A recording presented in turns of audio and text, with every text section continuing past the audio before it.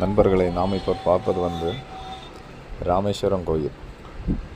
ராமேஸ்வரத்தில் இருக்கிற சிவன் கோயிலை நம்ம பார்க்க போகிறோம். இந்த கோயிலோட கோபுரத்தை பாருங்கள், எவ்வளோ அழகாக வடிவமைக்கப்பட்டிருக்குது. இந்த கோயிலோட கோபுரம் ரொம்ப அழகாக இருக்குது. அந்த கோயில் நம்ம போகிறதுக்கு முன்னாடி அக்னி தீர்த்தம் இருக்குது, கடல். அந்த கடல் நீரை நம்ம அக்னி தீர்த்தம்னு சொல்லுவாங்க. இந்த அக்னி தீர்த்தத்தில் குளித்ததுக்கப்புறம் தான் நீங்கள் கோயிலுக்கே போகணும்.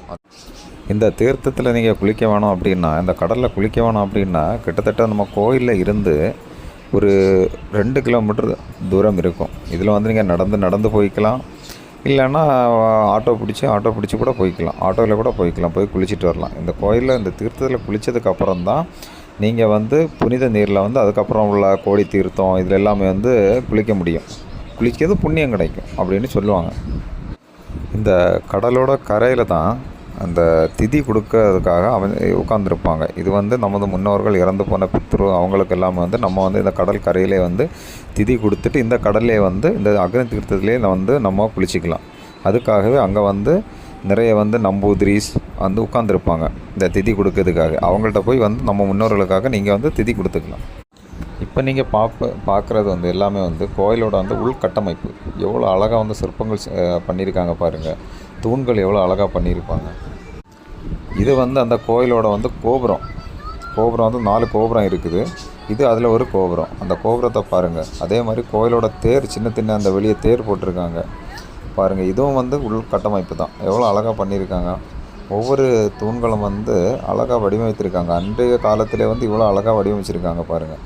அதில் எல்லாமே வண்ண கலரில் சாமியோட சிலைகள் படங்கள் தத்ரூபமாக வரைஞ்சிருக்காங்க. அதே ஒரு பெரிய ஆச்சரியமான விஷயம் தான், பார்த்துக்கோங்க நண்பர்களே. இந்த கோயில் நம்ம பார்த்தாச்சுன்னா தமிழ்நாடுலாம் இருக்குது. ஆனால் இந்த கோயிலில் அதிகம் போகிறது யாருன்னு பார்த்தீங்கன்னா நார்த் இந்தியன்ஸ் தான் போகிறாங்க. அவங்க என்ன சொல்கிறாங்க அப்படின்னா, நம்ம காசிக்கும் காசி விஸ்வநாதருக்கும் நம்ம ராமேஸ்வர ராமசாமி அவங்களுக்கும் ஏதோ ஒரு தொடர்பு இருக்குது. இந்த 2 கோயிலுக்கும் ஒரு தொடர்பு இருக்க மாதிரி அவங்க சொல்லிக்கிறாங்க.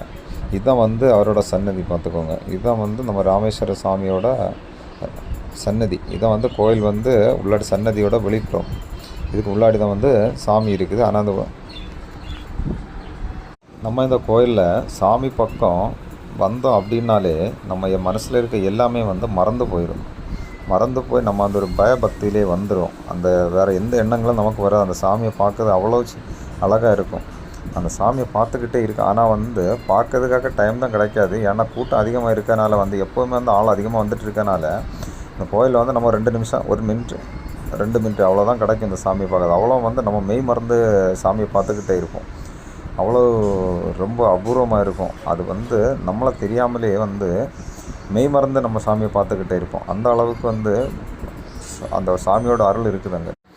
நம்ம அப்புறம் சன்னதியை பார்த்துட்டு வந்ததுக்கப்புறம் பக்கத்தில் நம்ம அம்பாளோட சன்னதி இருக்குது. அம்பாளோட சன்னதியிலையும் போய் அம்பாளையும் தரிசிக்கிட்டு தான் நம்ம வெளியே வரணும்.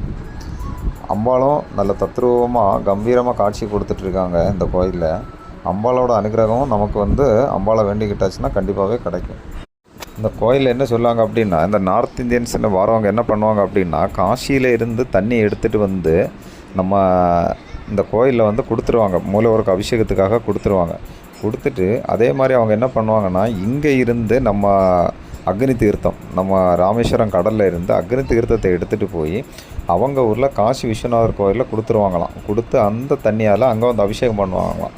அப்போ அவங்களுக்கு என்னென்னா, காசி விஸ்வநாதர்லேருந்து ராமேஸ்வரிலேருந்து காசி விஸ்வநாதர் இவங்களுக்குள்ளே ஒரு தொடர்பு இருக்குது. அந்த தொடர்புனால தான் அவங்க தண்ணி கொண்டு நீர் எடுத்துகிட்டு அபிஷேகம் பண்ணிக்கிறாங்க அவங்க. இந்த கோயிலில் நீங்கள் பார்த்தீங்கன்னா விசேஷ நாள் அப்படின்னா பிரதோஷ நாள், மற்ற மாதிரி ஐயனோட விசேஷமான நாட்கள் எல்லாம் வந்தாச்சுன்னா சரியான கூட்டமாக இருக்கும். இந்த கூட்டத்திலலாம் நம்ம லைனில் நின்று 1 ஹவர் 2 ஹவர் மேலே ஆகும் ஐயனை தரிசிக்கிறதுக்கு. இங்கே ஸ்பெஷல் தரிசனம் இருக்குது. காசு கொடுத்து போண்டிய அளவில் ஸ்பெஷல் கியூ 100 ரூபா அந்த அளவுலலாம் தரிசனமும் இருக்குது. நம்ம அந்த கோயிலில் தீர்த்தங்கள் இருக்குது, 22 தீர்த்தங்கள் இருக்குது. இந்த 22 தீர்த்தங்களில் நம்ம குளிக்கணும் அப்படின்னா முதல்ல 25 ரூபா கொடுத்து நம்ம நார்மல் டிக்கெட் எடுக்கணும். நார்மல் டிக்கெட் எடுத்ததுக்கப்புறம் நீங்கள் உள்ளாடி போனீங்க அப்படின்னா ஒவ்வொரு தீர்த்தங்கள் மேலே 2 பேர் நிற்பாங்க தண்ணி ஊற்றுறதுக்காக. அவங்க தண்ணி நம்ம தலையில் தெளிச்சிருவாங்க. இது இல்லை நம்ம சிங்கிளாகவே பண்ணணும் அப்படின்னா நம்ம உள்ளாடியே தனியாக ஆள் நிற்பாங்க. அவங்க வந்து அவங்களுக்கு வந்து நீங்கள் ஒரு 200 இல்லைன்னா 500 அப்படி நீங்கள் கொடுத்தீங்க அப்படின்னா அவங்களாவே வந்து நம்மளை வந்து அழைச்சிட்டு போய் எல்லா தீர்த்தங்களில் போய் தண்ணி எடுத்து நமக்கு வந்து தெளிப்பாங்க. அதுக்கப்புறம் நம்ம பாட்டிலில் கூட எவ்வளோ தேவையோ அவ்வளோ வந்து ஊற்றி தருவாங்க. அது வந்து இன்னொரு விஷயம் நமக்கு ஹெல்ப் என்ன அப்படின்னா, இவங்கள நம்ம அழைச்சிட்டு போனோங்க அப்படின்னா நமக்கு வந்து 20 நிமிஷத்தில் வந்து எல்லா 22 தீர்த்தங்களையும் நம்ம வந்து குளிச்சிக்கலாம். இதே இல்லாமல் இவங்கள அழைக்காமல் ஒன்லி 25 ரூபா டிக்கெட் மட்டும்தான் நம்ம எடுத்துகிட்டு போனோம் அப்படின்னா நம்ம 22 தீர்த்தங்களும் குளித்து வெளியே வாரதுக்கே நமக்கு கிட்டத்தட்ட ஒரு மணி நேரம் ஆயிரும். இந்த தீர்த்தங்கள் குளித்ததுக்கு அப்புறம் தான் நம்ம வெளியே வந்து ட்ரெஸ் எல்லாம் சேஞ்ச் பண்ணிட்டு தான் ஐயனை தரிசிக்க போகணும். நண்பர்களே, நம்ம இந்த கோயிலை லைஃப்பில் ஒரு வாட்டியாவது கண்டிப்பாக ராமேஸ்வரம் கோயிலை வந்து எல்லாருமே வந்துருங்க. ஒரு வாட்டி வந்து ராமேஸ்வரம் கோயிலை வந்து பார்க்கறது நமக்கு கோடி புண்ணியம் கிடைக்கும்.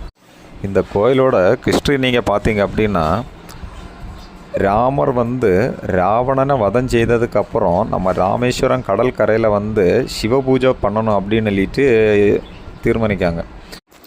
அப்போ அனுமார் வந்து நான் வந்து சிவலிங்கத்தை எடுத்துகிட்டு வரேன் அப்படின்னு சொல்லிட்டு சிவலிங்கத்தை எடுக்கிறதுக்காக அவங்க வந்து கிளம்பிட்டாங்க. அந்த கிளம்புன டைம் வந்து நம்ம சீதாதேவி என்ன பண்ணாங்க அப்படின்னா, மணலால் வந்து சிவலிங்கத்தை வந்து கடல் கரையிலே வந்து உருவமாக பண்ணாங்க.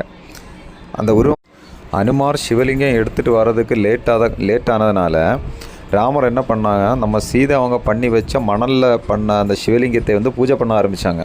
அவங்க வந்து பூஜை பண்ணி முடித்ததுக்கப்புறம் அனுமான் வந்து சிவலிங்கத்தை எடுத்துகிட்டு வந்தாங்க. சிவலிங்கத்தை எடுத்துகிட்டு வந்ததும் ராமர் வந்து பூஜை பண்ணதை பார்த்து ஹனுமார் வந்து ரொம்ப கோவப்பட்டார். நான் எடுத்துகிட்டு வர்றதுக்கு முன்னாடி வந்து நீங்கள் வந்து பண்ணினீங்க அப்படின்னு சொல்லி ரொம்ப கோவப்பட்டாங்க. ஸோ அதனால் ராமர் என்ன பண்ணார் அப்படின்னா, இந்த கோயிலில் வந்து இனி பூஜை நடந்த அப்படின்னா முதல் அபிஷேகம் வந்து நம்ம அனுமார் எடுத்துகிட்டு வந்த சிவலிங்கத்தை அபிஷேகம் முடிஞ்சதுக்கு அப்புறம் தான் நான் அந்த சீதாதேவி பண்ணி வந்த மணல் சிற்பத்தினாலான அந்த லிங்கத்துக்கு வந்து 2வது தான் அபிஷேகம் பண்ணணும் அப்படின்னு சொல்லிட்டு அவங்க வந்து கட்டளை இடுதாங்க. அதே மாதிரி நம்ம அனுமார் கொண்ட அந்த லிங்கத்தோட பேர் வந்து விஸ்வலிங்கம். அப்புறம் வந்து நம்ம ராமர் வந்து பூஜித்த லிங்கத்தோட பேர் வந்து ராமநாத சுவாமி லிங்கம். அதனால தான் நம்ம இந்த கோயிலோட வந்து ராமநாத சுவாமி கோயில் அப்படின்னு சொல்லிட்டு நம்ம அழைக்கும். இந்த கோயிலோட தீர்த்தங்கள் நம்ம 22 தீர்த்தங்களை நம்ம குளிச்சாச்சு அப்படின்னா நம்ம செய்த பாவங்கள் எல்லாம் வந்து தீர்ந்து போகும்னு ஒரு ஐதீகமாக நம்பப்படுது. அதனால் நீங்களும் இந்த கோயிலுக்கு வந்து குளித்து ஈசனோட அருள் பெற்று செல்லும்படி எல்லாம் வல்ல இறைவனை நான் வேண்டிக் கொள்கிறேன். அவன் அருளாலே அவன் தாள் வணங்கி. ஓம் நம சிவாய நம, ஓம் நம சிவாய நம, ஓம் நம சிவாய நம.